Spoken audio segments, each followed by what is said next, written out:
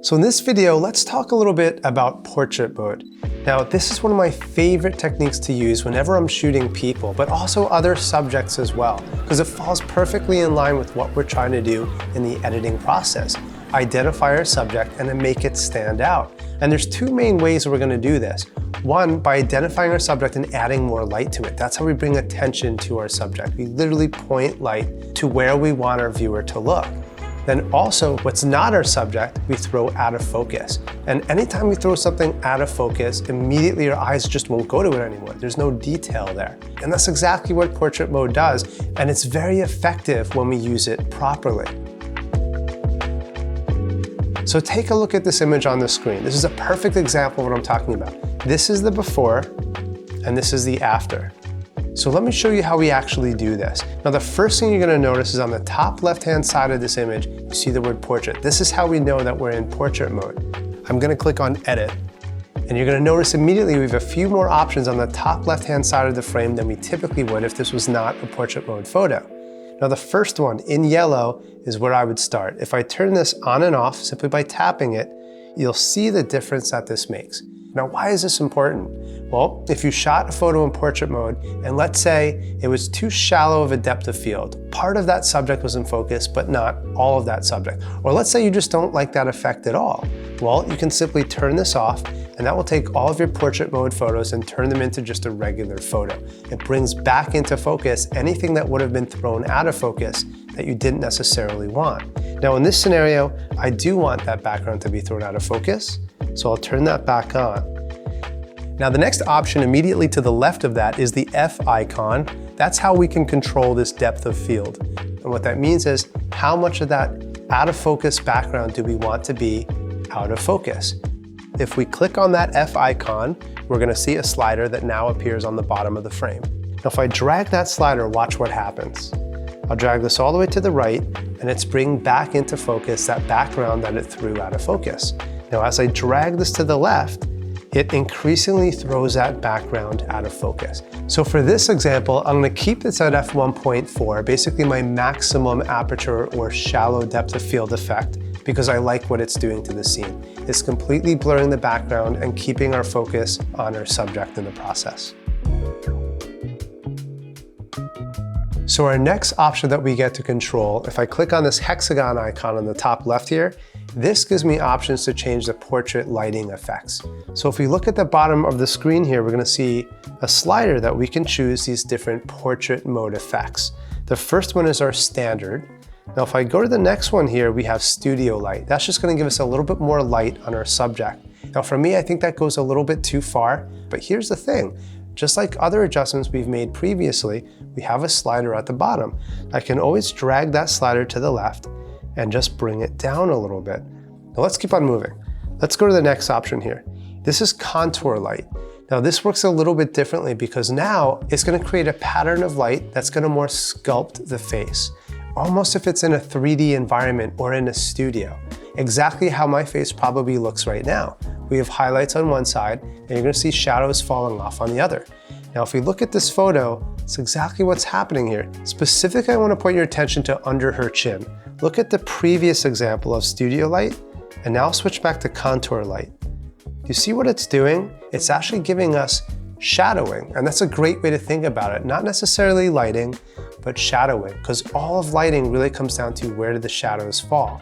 This is actually creating realistic shadows as if it was lit in the field this way. This is really cool. Now, let's keep on moving on.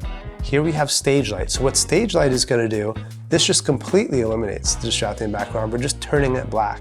And it really does have such an impact when it does that. And again, you can drag the slider to move the amount of light that you want and bring that back down so it's a little bit more natural. Let's move on to the next one here. We have stage light mono, which is the same as before, except it just turns it into a black and white image. And this last example here, high key, this is such a cool effect. You can immediately cut that person out of a background, turn it into a black and white image, and what you're left with is a photo that completely removes any distractions and just gives you a really clean portrait of that person. Typically, it's just a little bit too much by default, so I wind up dragging that down maybe to around 25 here. All different effects, all within portrait mode, and that only happens in the edit if you choose portrait mode as you're capturing that image. All right, so now let's actually edit the photo the way I like best. I'm gonna go all the way back here, and I do think Studio Light tends to give me the most natural looking result, so I'm gonna choose Studio Light. Now I'm gonna drag this all the way down to maybe about halfway, usually around 20 or 25 I'll do it. Let's just say 20. So we want it to be subtle, we don't want it to be obvious. And I actually really like the result here. Take a look at our before and our after. It's just adding a little bit more light to where we want people to look. So now that we have these adjustments dialed in for portrait mode, we also just want to dial in the adjustments for the photo as a whole, because I really think that we can take this photo and make it even better. So we're going to click on our adjustment icon right next to the portrait mode icon.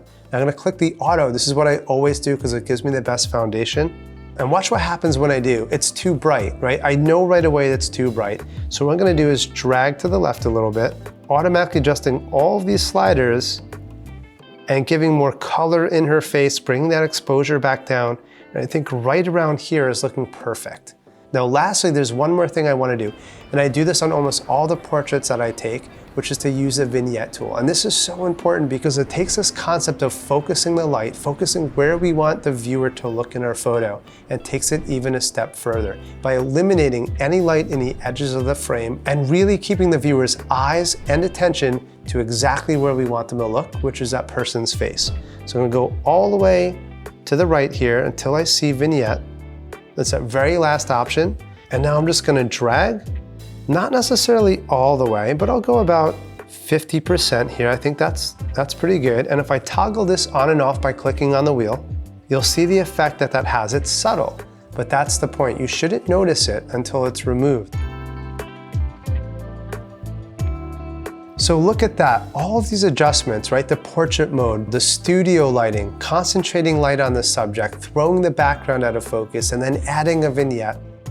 Each one of those on top of each other does more and more to serve one singular purpose, which is to identify my subject and make that subject stand out. That's how you create a more impactful photo, utilizing portrait mode and all the other tools that we have at our disposal inside of the Photos app. This video was a free preview of the iPhone Editing Academy online course. In this course, you'll discover everything you need to know to edit your photos to perfection using the device that's always in your pocket.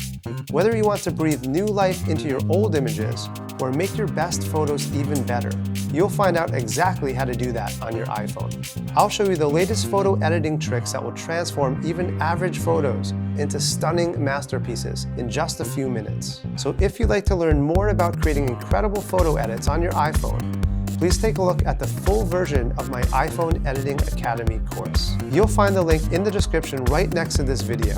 So click on that link now and I'll see you inside the full version of this course.